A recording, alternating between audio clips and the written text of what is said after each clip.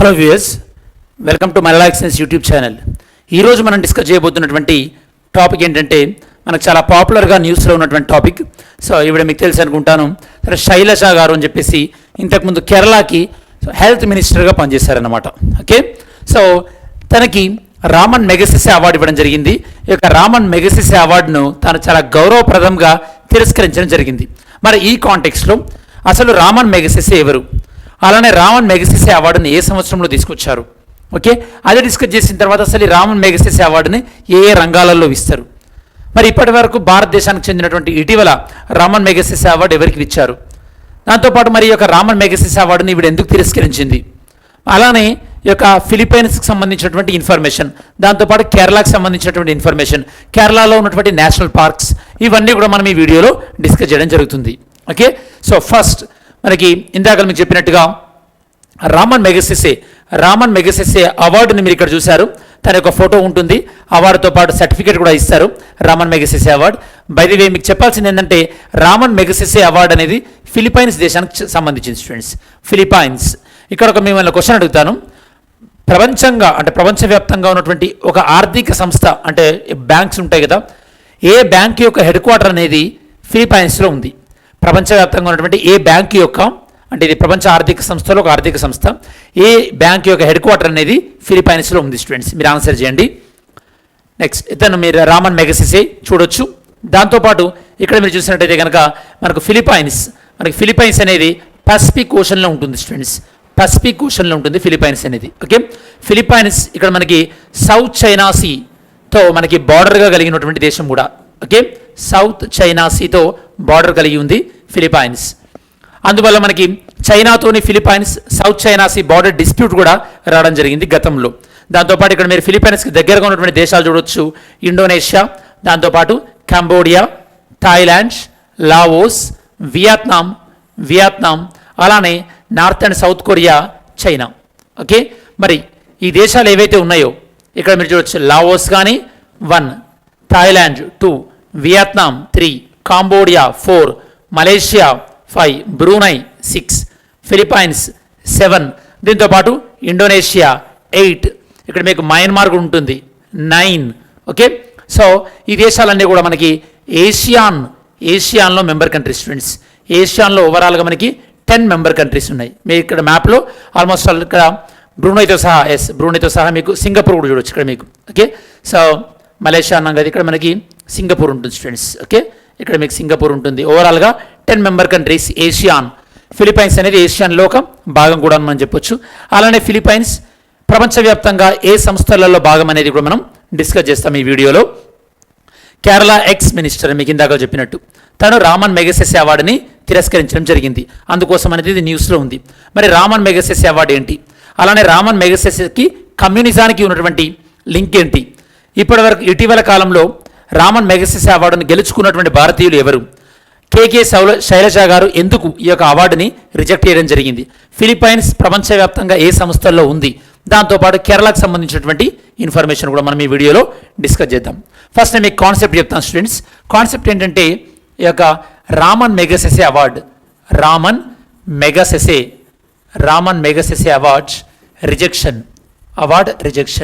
అవార్డుని తిరస్కరించడం అనమాట.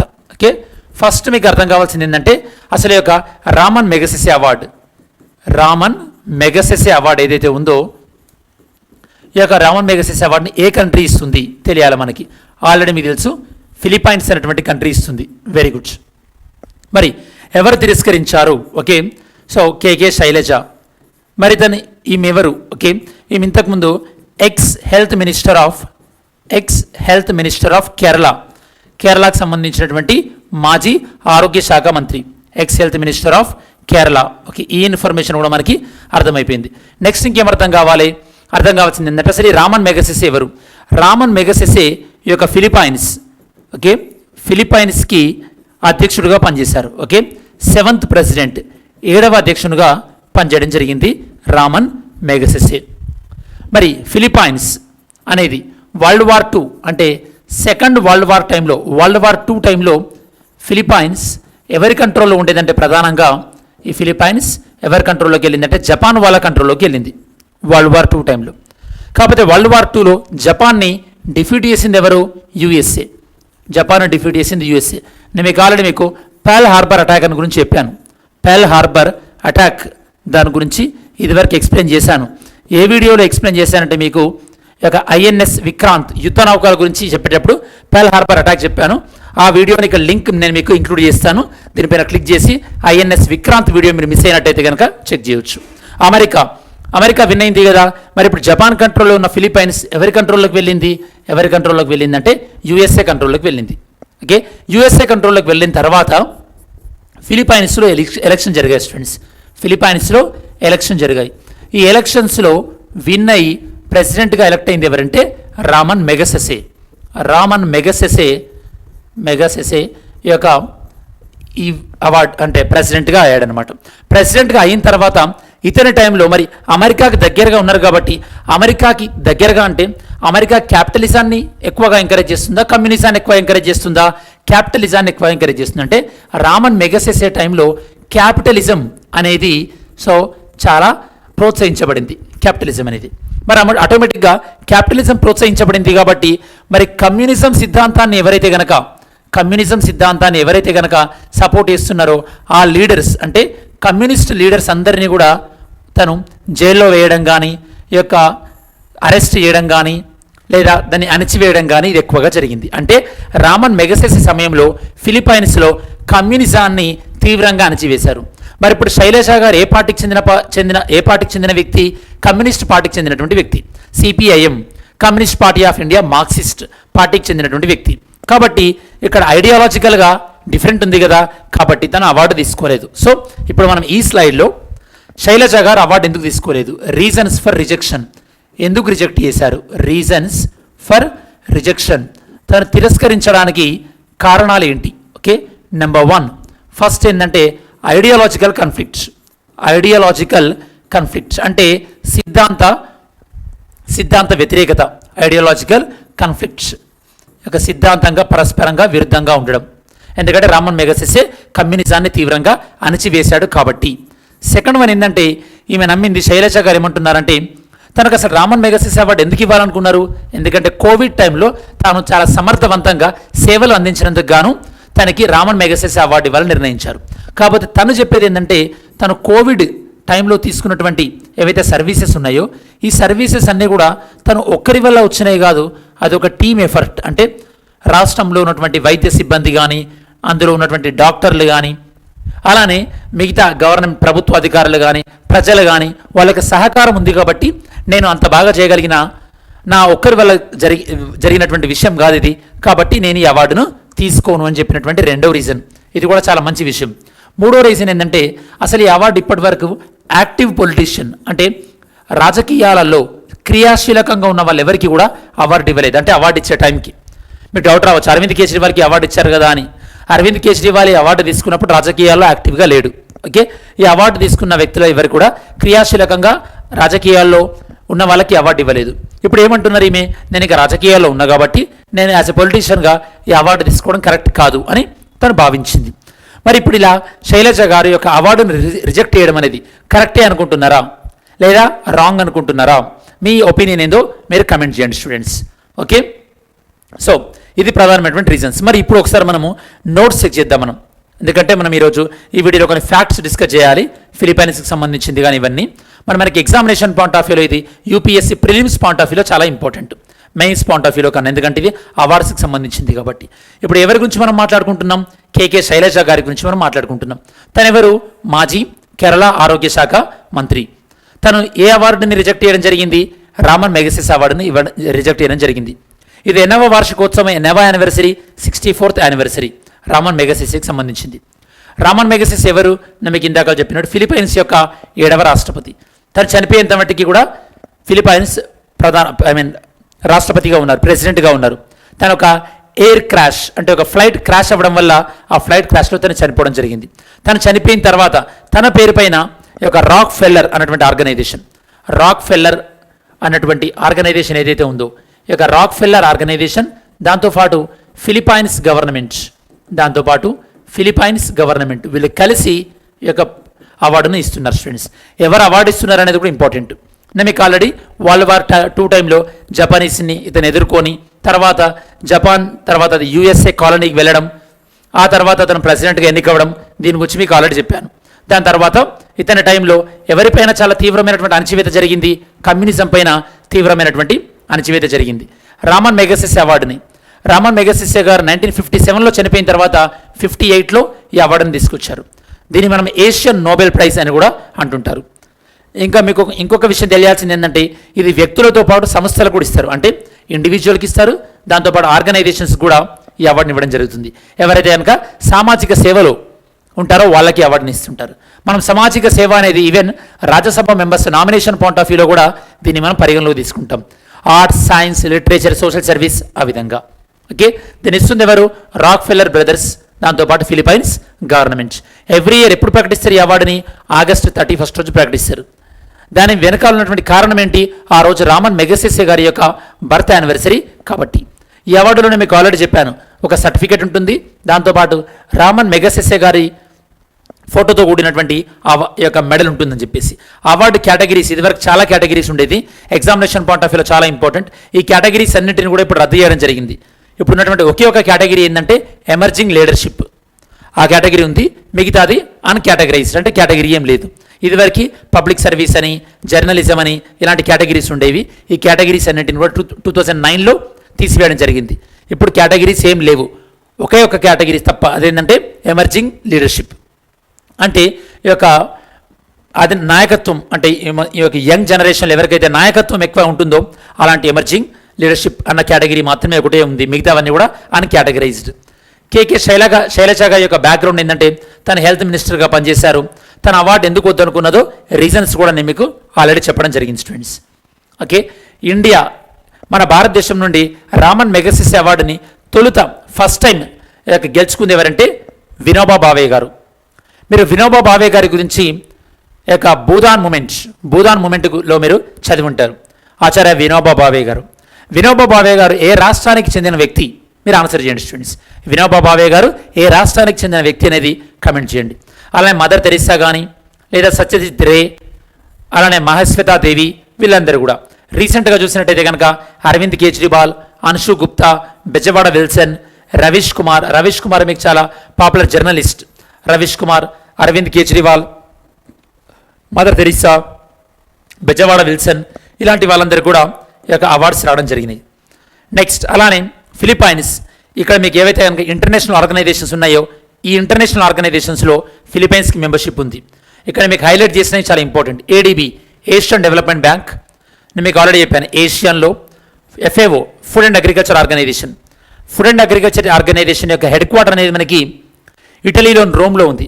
కాకపోతే మళ్ళీ ఈ యొక్క ఫిలిప్పైన్స్ ఏంటంటే రైస్ ప్రొడక్షన్కి చాలా చాలా popular students. So food and agriculture ఆర్గనైజేషన్కి one of the main contributor Philippines. అలానే నాన్ అలైన్మెంట్ మూమెంట్, నామ్లో కూడా మెంబర్షిప్ ఉంది. నామ్ని యొక్క ప్రపోజ్ చేసినటువంటి ప్రధానమైనటువంటి వ్యక్తుల్లో మన భారత మాజీ ప్రధాని అయినటువంటి జవహర్లాల్ నెహ్రూ గారు కూడా ఉన్నారు స్టూడెంట్స్.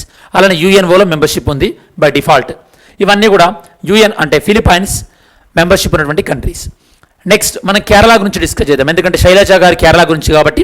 కేరళ గురించి డిస్కస్ చేసినట్టయితే కనుక కేరళ అనే రాష్ట్రాన్ని మనం 1956లో ఏర్పాటు చేసుకోవడం జరిగింది. 1956లో మనం ఫజల్ కమిషన్, 1955లో ఫజల్ కమిషన్ రిపోర్ట్ ఇచ్చారు కదా. ఫజల్ కమిషన్ ఇచ్చినటువంటి రిపోర్ట్ బేస్గా స్టేట్ రీఆర్గనైజేషన్ యాక్ట్ తీసుకోవడం జరిగింది. అంటే ఈ యొక్క రాష్ట్రాల పునర్వ్యవస్థీకరణ చట్టం అనేది, దాని ప్రాతిపదికన కేరళ రాష్ట్రాన్ని ఏర్పాటు చేసుకోవడం జరిగింది. కేరళకి ప్రధానంగా కర్ణాటకతోని ఒకవైపు, తమిళనాడుతోని ఇంకోవైపు బార్డర్స్ ఉన్నాయి. ఇంకో వైపున మనకి ఈ యొక్క అరేబియా మహాసముద్రం మీదుగా లక్షద్వీప్తో ఈ యొక్క కేరళ బార్డర్ని కలిగి ఉంది. ఓకే, మరి కేరళలో ప్రధానంగా మాట్లాడేటువంటి language Malayalam language. Kerala capital Thiruvananthapuram. మీరు కేరళకి ఐడియా ఉంటుంటే కనుక కేరళలో ఫస్ట్ టైం పోర్చుగీస్ వాళ్ళు వచ్చినప్పుడు కూడా కేరళలోనే ల్యాండ్ అవ్వడం జరిగింది. అప్పుడు ఉన్నటువంటి లోకల్ రూలర్ పేరు జమోరిన్ లోకల్ రూలర్. ఓకే, సో ఈ సందర్భంగా మనం ఈ ఫ్యాక్ట్స్ కూడా మనం చెప్పుకోవచ్చు ఫ్రెండ్స్. మరి ఒకసారి చూసినట్టయితే కనుక కేరళ కోస్టల్ రీజియన్ మనం ఏమంటామంటే మలబార్ కోస్ట్ అంటాం. కేరళ ఏర్పడింది 1 నవంబర్ 1956. ఈ యొక్క కొచ్చిన్ ప్రాంతంలో, దాంతోపాటు మలబార్ ప్రాంతంలో, సౌత్ కెనారా ప్రాంతంలో, ట్రావెన్కోర్ ప్రాంతంలో, ఈ ప్రాంతాల్లో ఉన్నటువంటి మలయాళం మాట్లాడేటటువంటి ప్రజలందరినీ కలిపి ఒక రాష్ట్రంగా ఏర్పాటు చేయడం జరిగింది. అదే మనకి కేరళ. కేరళ మనకి ఈ యొక్క ఏరియా వైజ్ చూసినట్టయితే కనుక 21st లార్జెస్ట్ స్టేట్, అలానే ఈ యొక్క పాపులేషన్ వైజ్ చూస్తే కనుక 13th largest state population. Telangana 12th largest state population.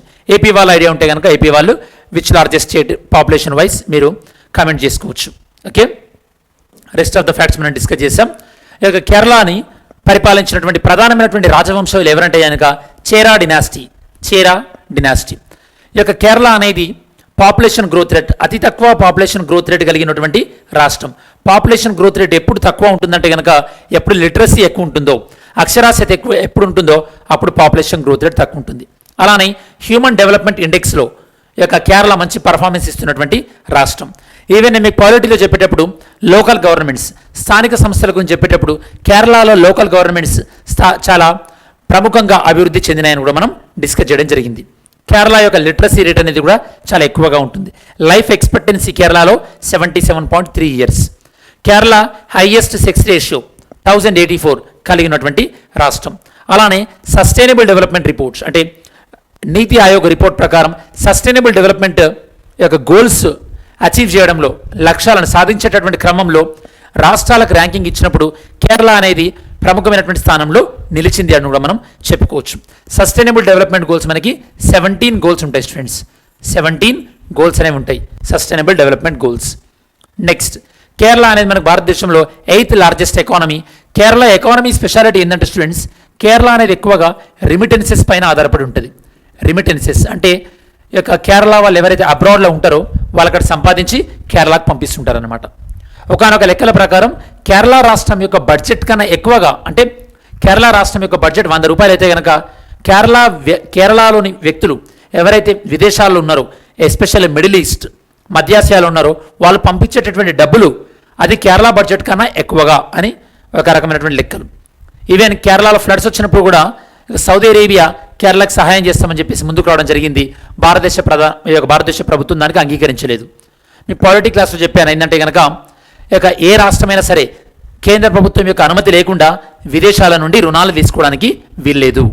అది మనకి కేంద్ర రాష్ట్ర సంబంధాల మధ్యలో ఫినాన్షియల్ రిలేషన్స్, ఆర్థిక సంబంధాలు అన్న టాపిక్లో మనం డిస్కస్ చేయడం జరిగింది. ఓకే, నెక్స్ట్, కేరళ యొక్క కోస్ట్ లైన్ 595 కిలోమీటర్స్. కేరళకి వెస్ట్ సైడ్ పశ్చిమ దిశలో అరేబియన్ సీ, అలానే వెస్టర్న్ ఘాట్స్ ఉండడం జరిగింది. వెస్టర్న్ ఘాట్స్ వల్ల కేరళకి ఎక్కువగా వర్షాలు కూడా వస్తుంటాయి. మనకి పర్వతీయ వర్షపాతం, దీన్ని మనం ఓరోగ్రాఫిక్ రెయిన్ఫాల్ అని కూడా అంటుంటాం. కేరళకి ఓరోగ్రాఫిక్ రెయిన్ఫాల్ అనేది ఎక్కువగా ఉంటుంది. ఓకే, నెక్స్ట్, మరి కేరళలో ప్రముఖంగా 5 నేషనల్ పార్క్స్ ఉన్నాయి. అవి ఏంటంటే ఎరవికులం నేషనల్ పార్క్, దీన్ని మీరు స్క్రీన్ షాట్ తీసుకోవచ్చు. Silent Valley National Park, Anamudi National Park, Mathikettan Shola National Park, Pambadum Shola National Park, ఇవి నేషనల్ పార్క్స్. అలానే టైగర్ రిజర్వ్స్ 2 ఉన్నాయి కేరళలో.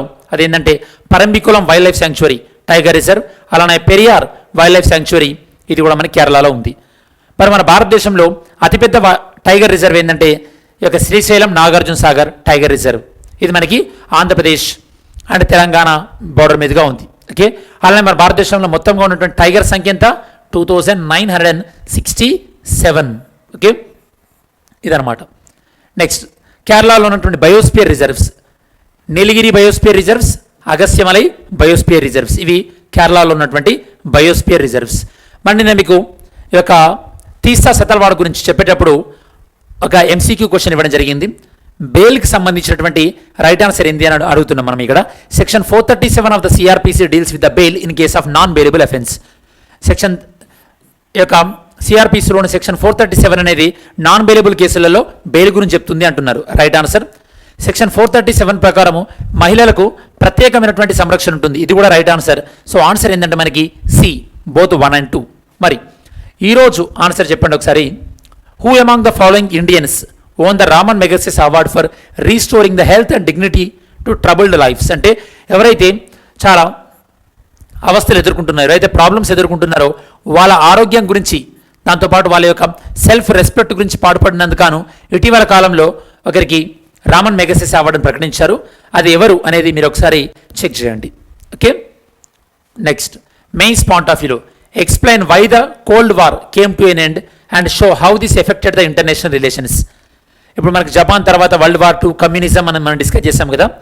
ఈ యొక్క ఐఆర్ పాయింట్ ఆఫ్ వ్యూలో ఈ యొక్క కోల్డ్ వార్ ఏ విధంగా ఎండ్ అయింది, మరి ఇప్పుడున్నటువంటి ప్రపంచ ఈ యొక్క సంబంధాలపైన కోల్డ్ వార్ యొక్క ప్రభావం ఏ విధంగా ఉంది, అది యొక్క మెయిన్స్ క్వశ్చన్ స్టూడెంట్స్. మరి వీడియో ఎండ్ చేసే కన్నా ముందు ఈ వీడియోలో డిస్కస్ చేసినటువంటి ఇన్ఫర్మేషన్ ఒకసారి సమ్మరైజ్ చూసినట్టయితే కనుక మనం రామన్ మెగాసెస్ అవార్డు గురించి డిస్కస్ చేస్తున్నాం. ఎవరికి ఇవ్వడం జరిగింది, దీన్ని శైలజ గారికి ఇవ్వడం జరిగింది. తను రిజెక్ట్ చేశారు, ఎందుకు రిజెక్ట్ చేశారో డిస్కస్ చేశాం. అలానే ఇక రామన్ మెగాసెస్ ఎవరో కూడా మనం డిస్కస్ చేయడం జరిగింది. ఇతనికి మరియు కమ్యూనిజానికి ఉన్నటువంటి సంబంధం ఏంటి అనేది కూడా మనం డిస్కస్ చేయడం జరిగింది. తను ఎందుకు రిజెక్ట్ చేశారో డిస్కస్ చేసిన తర్వాత మనం ఇంకేం డిస్కస్ చేశామంటే ఫిలిప్పైన్స్కి సంబంధించినటువంటి ఇన్ఫర్మేషన్, దాంతోపాటు కేరళకు సంబంధించినటువంటి ఇన్ఫర్మేషన్ కూడా మనం డిస్కస్ చేయడం జరిగింది. ఇది స్టూడెంట్స్ ఓవరాల్గా ఈ యొక్క శైలజ గారు రామన్ మెగాసెస్ అవార్డుని తిరస్కరించడంకి సంబంధించినటువంటి సమగ్రమైనటువంటి విశ్లేషణ.